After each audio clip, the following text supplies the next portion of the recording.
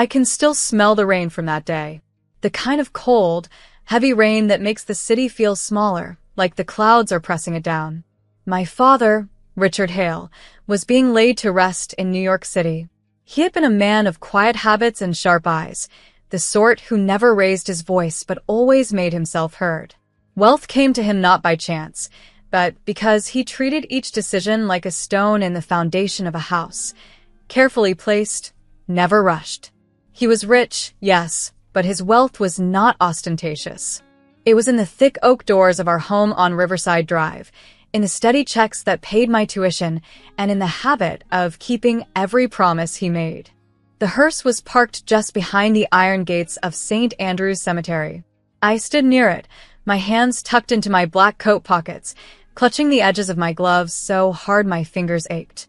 I was trying not to cry. My throat felt raw from holding it all in.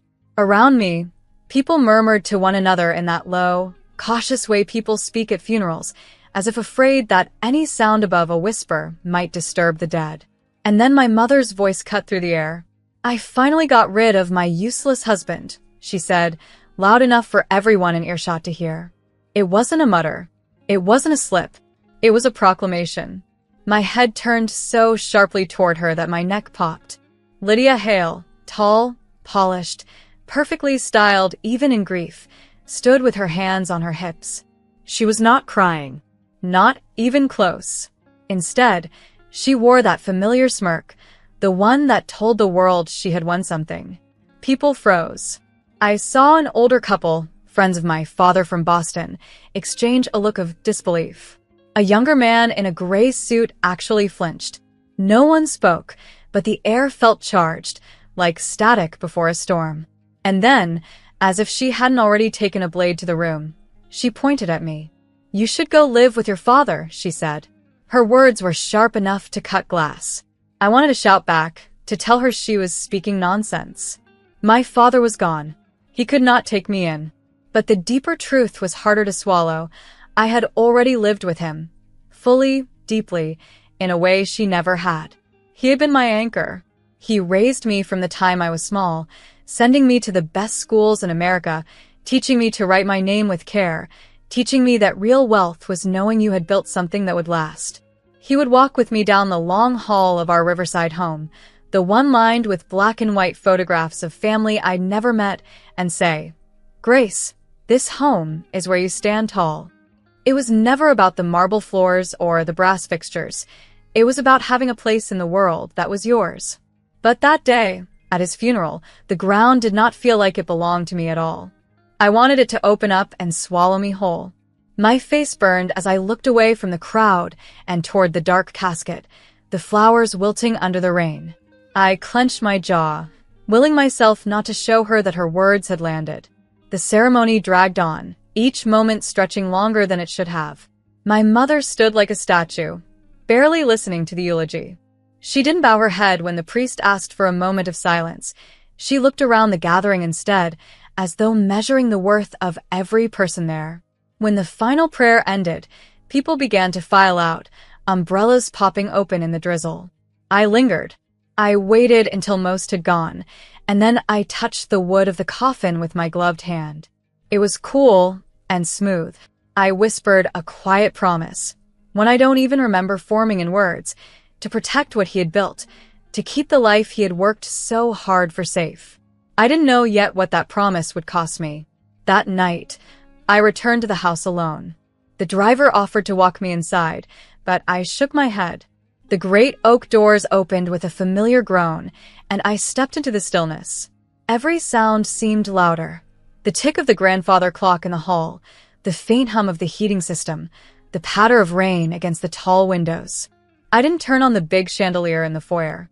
I didn't want the light. I wanted the house exactly as it was, holding the last traces of him. I made my way to the study. His wool coat still hung on the back of the leather chair, its sleeves slightly creased. The desk was neat, papers stacked in precise piles. I sat on the sofa by the window, pulling my knees up under me, and stared out at the glistening streets. The city hummed as it always did, taxicabs passing, a siren in the distance, the faint rumble of the subway somewhere far below. but inside it felt like time had stopped.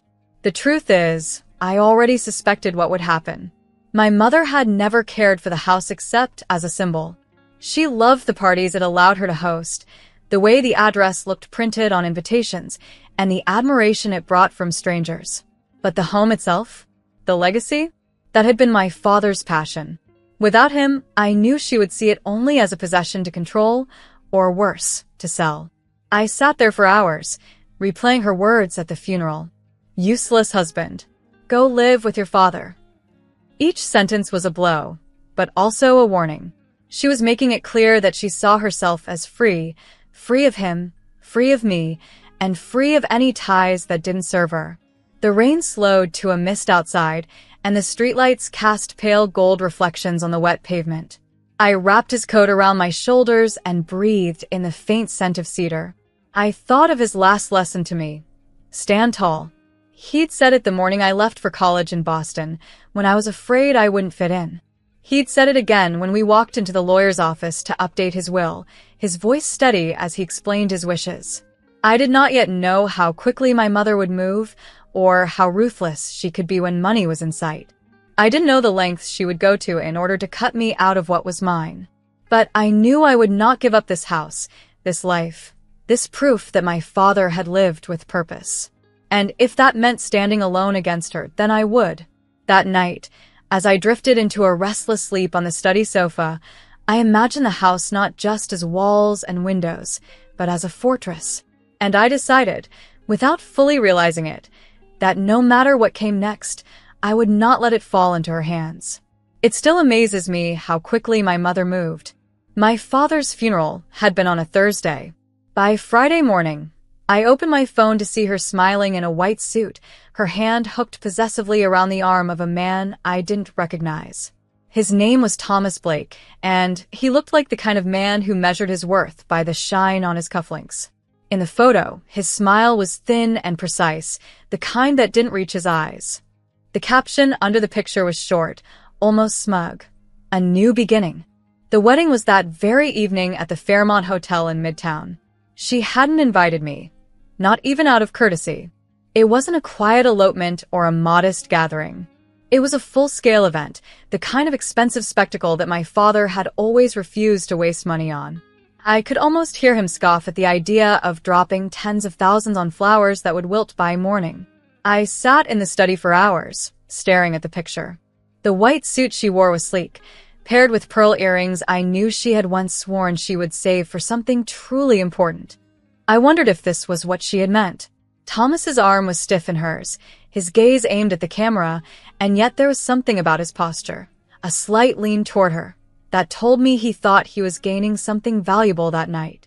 By the time the clock struck 6, I had decided I was going. No invitation, no approval, I didn't care. My father's voice seemed to hum in my ear. Stand tall. I would. The Fairmont's ballroom glowed like it had been dipped in gold. Chandeliers spilled light onto round tables dressed in crisp white linen. The air smelled faintly of champagne and lilies. A string quartet played something soft and forgettable in the corner. Guests in glittering dresses and tailored suits drifted across the polished floor, glasses in hand. I had barely stepped through the door when my mother's laugh cut across the room. It was sharp, almost metallic. "Look who came," she called out, her voice pitched just high enough to draw the attention of everyone nearby. "The girl who thinks a house makes her a queen." Heads turned. My cheeks burned, but I kept my back straight. I saw Thomas glance at me briefly, sizing me up like a stranger at an auction. I was about to walk toward them when my mother's expression shifted. She had been smiling a moment ago, but now her face had drained of color. Her gaze wasn't on me anymore, it was fixed just over my shoulder, and I turned. Four figures in tailored dark suits stood in a line behind me. I knew them instantly, my father's lawyers. Mark Reyes, tall and deliberate, with the steady presence of a man who never raised his voice unless it mattered. Beside him was Anna Porter, sharp-eyed and impeccably dressed, her expression unreadable. Two more stood slightly back, carrying slim leather cases. The gold emblem of Madison and Cole gleamed faintly on their folders. They had not been invited either. And yet, here they were. Mark stepped forward. Miss Hale, he said with a respectful nod to me, then turned to my mother. Mrs. Hale, excuse me, Miss Price? The name landed like a stone in a pond, sending ripples through the air. It was her first husband's name, the one she had left behind years ago. She stiffened. What do you think you're doing? We have filings, Mark said evenly. Without waiting for permission, he strode toward the nearest table, a round one in the center of the room, draped in white cloth and surrounded by startled guests. He laid out a stack of papers, each crisp and deliberate, as though the act itself was part of a performance. Anna joined him, sliding the documents into a neat spread. My mother didn't move. Neither did Thomas. This, Mark began, his voice carrying over the quieting music, is the last will and testament of Richard Hale, duly filed and confirmed. It leaves the Riverside Drive residence, the Vermont Lake cabin, all financial accounts, the blue Pontiac Bonneville, and all personal effects, including the art and furnishings, solely to his daughter, Grace Hale. Gasps moved through the guests like a wave. I stood frozen, watching the scene unfold as though it were a play I had somehow wandered into. The total estate value, Anna added, flipping to a page near the back, after taxes, is $7,400,000. The Riverside property alone is valued at approximately $3,100,000. I caught the moment Thomas's jaw tightened. The faint, smug curve of his mouth was gone. He turned sharply toward my mother. You said you were coming into money, he hissed, his voice low but audible in the sudden hush. You said we'd split the house. My mother reached for his hand, trying to recover some dignity. Darling, we can talk about this later. But Thomas was already pulling away. His eyes moved to the lawyers, then to me, and finally back to her. Whatever he had come here for, it wasn't this. Without another word, he stepped back, straightened his tie, and walked away. The music from the quartet faltered, and then stopped altogether as the ballroom doors swung shut behind him. The silence that followed was thick, pressing in from all sides. My mother stood there, her fingers curling and uncurling at her side, her face pale but her eyes burning with something that looked dangerously close to hate. Mark gathered the papers back into a tidy stack. We'll be in touch with your counsel, Miss Price, he said, his tone cool but final. I didn't speak. I didn't need to. The weight of the will, the ink on those pages, had already said everything. I left the ballroom a few minutes later, the sound of murmuring guests chasing me into the hallway. I could feel eyes on my back, some curious, some pitying, some sharp with envy. The air outside the hotel was cold and damp, smelling faintly of rain and city smoke. I walked a few blocks before I realized I was still holding my father's fountain pen in my hand, the one he had used to sign those very papers months before. My grip loosened slightly as I slipped it into my coat pocket. It struck me, then, that my mother's new beginning had ended before it began. The man she had bet on had left, the money she had hoped to claim was beyond her reach, and the public humiliation was one she could not control. And for the first time since my father's death, I felt, not joy, not even satisfaction, but something steadier. A kind of quiet certainty that I could stand tall. The weeks after the wedding felt strange, like the air in the house had changed. My father's absence was still heavy, but the noise my mother brought with her, her constant calls, her sharp laughter, her sudden demands, was gone. The silence was different now. It didn't hurt as much. It wrapped around me, steady and protective, like the walls themselves were on my side. The court proceedings moved in my favor quickly. My father's will had been clear, and his lawyers were relentless in protecting it. The day the ruling came in, I walked down Riverside Drive with the official envelope tucked under my arm. It wasn't just a piece of paper. It was proof that the house was mine. My name was now the only one on the deed. The first thing I did was call the locksmith. We changed the codes to the gate and replaced every lock, from the front door to the basement wine cellar. The keys jingled in my hand, cool and solid. I stood on the front steps that evening, watching the sun sink behind the skyline, and felt something settle deep in my chest. This was my father's gift, and now it was my duty. Inside, the air smelled of lemon oil and warm dust. Mrs. Reed, the housekeeper, had polished every banister until it gleamed. The oak stairs still creaked under my feet, but it was the kind of creak that felt familiar, like an old friend announcing your arrival. Luis, who had fixed every loose hinge and leaky pipe for over a decade, stopped by to check the boiler. I paid the annual property tax bill, $48,000, without hesitation. Then I called Mrs. Reed and Luis into the study. "I want you both to know how much my father trusted you," I said. "And how much I do, too." I handed them each an envelope. Inside was a $25,000 bonus, more than either of them had ever received at one time. Mrs. Reed covered her mouth with her hand. Luis shook his head in disbelief. "You don't have to," Mrs. Reed began. "Yes, I do," I said. "Because you've been part of this house longer than I have. And you kept it standing."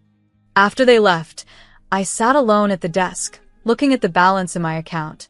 I had millions in assets now, but I kept just $300 in my pocket. I wanted to remember what it meant to spend carefully, the way my father always had. It was on a gray, damp morning that my mother came to the door. I heard the bell first. Once, twice, then again in rapid succession. When I opened it, the chain still hooked, and she stood there in a pale silk dress I recognized from her failed wedding. The hem was wrinkled, her hair pulled into a messy knot. "Let me in, Grace," she said. "I am your mother. I am alone." Her voice was soft, almost rehearsed. She pressed the bell again. I kept the chain in place. "This house was his gift," I said. "You tried to laugh me out of it." Her eyes flickered. I was angry. I was left with nothing. "I need a room. One room. I can help you manage it." "You did not help him," I replied, my voice steady even as my heart thudded. "You called him useless. You told me to go live with the dead." Kindness is not the words you say at a service. It's what you do when no one is clapping. It's not a promise you make because someone's listening. It's a choice you live with. She folded her arms. "Do you know what it's like to be alone in the city? Cold sidewalks, people pushing past you like you're invisible? I am your mother. I shouldn't have to beg." I thought of the years she had turned away from my father's steady hand. The nights she'd chosen parties over dinners with us. The smirk at his funeral. My father had smiled at her anyway, always giving her a chance to meet him halfway. She never had. "I want to forgive you," I admitted. "But I also have to protect what he built." Her face hardened. "Protect it from me?" "From anyone who doesn't value it," I said. I unhooked the chain, stepped outside, and closed the door behind me so she couldn't slip past. "You cannot live here," I told her. "Not now. Not after what you did." Her eyes narrowed, her mouth twisting. "You'll regret this, Grace." She took a step forward, as if to push past me. But before she could, the doorman, Joseph, appeared at my side. He had worked here for years, greeting guests, keeping watch. His tall frame and calm stance said more than words could. My mother hesitated, glancing between us, and then stepped back. "You're making a mistake," she said. "The only mistake," I replied, "would be letting someone back in who doesn't know how to care for what matters." Her heels clicked sharply on the pavement as she walked away, her silk dress catching in the breeze. I stood there until she turned the corner. Inside, I leaned against the door, my pulse still quick. The house was quiet again, the kind of quiet I could breathe in. I walked through each room slowly, touching the furniture, the picture frames, the shelves lined with books my father had read and reread. I realized then that this house was not just wood and stone. It was a record of his choices, each one made with patience and care. In the kitchen, Mrs. Reed was setting out fresh bread. "Was that?" she began. "Yes," I said. "She won't be back." Mrs. Reed nodded, her eyes soft with understanding. She didn't press for details. I went to the study, sat in my father's leather chair, and opened the ledger where he had kept every household expense for 20 years. The handwriting was neat, deliberate. As I ran my fingers over the pages, I thought about what it meant to own something, not just to have the deed, but to be responsible for its future. That night, as I turned off the lights and locked the doors, I felt the house settle into a new kind of stillness. It was no longer waiting for someone to claim it. It had been claimed, and it would stand tall as long as I did. In the weeks that followed my mother's departure, the house began to feel lighter. Not because the rooms had changed, everything was as it had been, but because the weight of her constant intrusion was gone. For the first time since my father's death, I could make choices without wondering how she might twist them to her advantage. I had inherited not just property and money, but the rare freedom to decide for myself what to do with them. I started small. One rainy afternoon, I walked through the upstairs hallway where the portraits hung, serious faces from generations past, each framed in dark walnut. On the far wall, above the table where my father always left his mail, hung a large oil painting he had bought years ago at an auction. It showed a winter street in Boston, lamplight pooling on the snow. I had always liked it, but I knew it was worth more to someone else than to me. A week later, I sold it for $62,000 to a collector in Vermont. The money went straight into a separate account, one I labeled simply GH Fund. The first thing I did with that fund was write a check for $150,000 to a public school in the Bronx. I named it in my father's honor, the Richard Hale Fund, and sent it with a letter to the principal. In it I wrote, "Use this for books, coats, and anything that makes a child feel safe. Spend it in ways that matter, not just in ways that look good on paper." It felt right. My father believed money should work, not sit. He would have approved. I also turned my attention to the lake cabin in Vermont. It was one of his favorite places, but it had been neglected for years. The roof leaked in 3 places, and the back deck was sagging. I hired a local contractor to replace the roof for $12,400 and had the deck reinforced. When the work was finished, I drove up with 2 friends, Rita, who has hands like anchors and a way of grounding people without a word, and Nina, who tells the truth even when it stings. We spent 3 days there. We cooked soup on the old stove, walked along the water's edge, and watched the lake turn silver as dusk settled over the hills. America is wide, but that water felt like the center of it. The stillness there reminded me that wealth isn't only measured in numbers. It's also measured in moments when you feel exactly where you're supposed to be. One afternoon back in New York, I found a plain envelope in the mailbox. No return address, just my name written in an unfamiliar hand. Inside was a short note from Thomas Blake. "Your mother is not with me. She told me lies about the estate. I wish you well."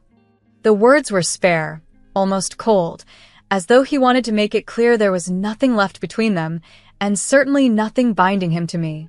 I read it once, folded it carefully, and slid it into the bottom drawer of my desk.